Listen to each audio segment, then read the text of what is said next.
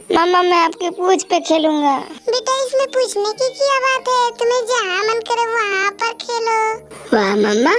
Dan Dan, बेटा तुम उड़ रहे हो। चलो ना कुछ और खेलते हैं। चलो इस बार भी तुम्हारी ही बात मान लेती हूँ। मेरे जैसा उल्टा होकर दिखाओ तो मानूं। बहुत देर खेल लेने के बाद बिल्ली और उसके सभी बच्चे घर जाने के लिए तैयार हो जाते हैं। तभी गोरी एक तितली देखती है और बोलती है अपनी माँ को कि मुझे भी ये तितली चाहिए, लेकिन उसकी माँ मना करके घर के रास्ते प्रस्थान कर देती है। वो चारों घर जा ही रहे थे कि अचानक रास्ते में उसकी माँ गौर करती है कि गोरी उनके साथ नहीं है। अरे ओ प्यारी तितली कहाँ जा रही हो, रुको मेरे लिए रुको। गोरी अनजाने में तितली के पीछे पीछे जंगल में चली जाती है और फिर बारिश शुरू हो जाती है। गोरी को अकेले जंगल में बहुत डर लग रहा था। वह जब भी बिजलियों की गड़गड़ाहट सुनती वह डर के कांपने लगती। बारिश थोड़ी कम होने के बाद गोरी अपना घर का रास्ता ढूंढने निकलती है। मेरी मम्मी कहाँ होगी, ये मैं कहाँ आ गई, जल्दी घर चलती हूँ। पर बारिश रुकती नहीं है और तेज हो जाती है और इसमें फंसी है गोरी।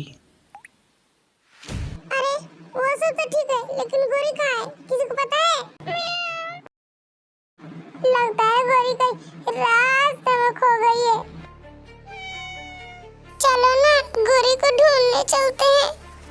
फिर गोरी की माँ बारिश के बीच दौड़ते दौड़ते घर से बाहर निकलती है, इधर उधर सूंघ कर पता लगाती है और तीनों मिलकर गोरी को ढूंढने का पूरा प्रयास करते हैं। और आखिरकार गोरी की माँ जंगल में जाती है, दौड़ते दौड़ते पानियों के बीच गोरी को ढूंढने के लिए। जल्दी चलती हूँ, पता नहीं कहाँ होगी गोरी। तभी उसको ढूंढते ढूंढते एक पेड़ के पत्तियों के नीचे दिखाई देता है गोरी के पैरों के निशान। कहाँ हो गोरी, कुछ तो बोलो। रात का अंधेरा हो जाता है। गोरी की माँ लाइट लेकर रात को गोरी को ढूंढने लगती है और तभी उस टॉर्च की लाइट गोरी की आंखों पर चमकने लगती है। मम्मा मम्मा आप इधर ही हो ना, मम्मा आप कहाँ हो? अरे वो कौन है? मम्मा आप आ गई मम्मा। मम्मा मैं वो तितली के पीछे गई थी, फिर तितली जंगल में और फिर मैं भी जंगल में चली गई थी, मुझे माफ कर दो मम्मा। कोई बात नहीं बेटा, आप जंगल में अकेले कभी मत जाना। आप दुनिया की सबसे अच्छी माँ हो। और इस तरह बिल्ली अपने तीनों बच्चे के साथ हंसी खुशी रहने लगी।